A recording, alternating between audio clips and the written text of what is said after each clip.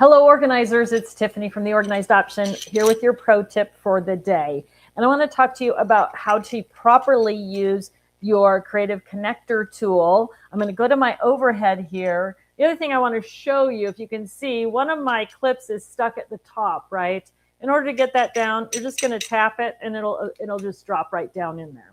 So the most important thing about connecting your basic boxes, and you can configure them any way you want, right? You can connect them into any sort of shape that's going to fill your space. But the important thing when you're using your connectors is to go straight down. I'm going to pull this a little closer to me because I want to go straight down over the top of it to make that connection, right?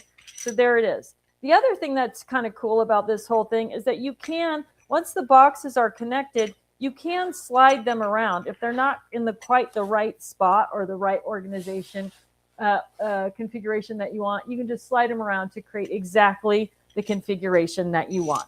So when you're connecting together straight up and down over your organized boxes is going to make it a lot easier. If you don't connect straight up and down, sometimes you'll find that you get a clip that's kind of jammed in there, right? So you can just eject it and start again. If it's not all the way to the bottom, just tap it and it'll drop to the bottom.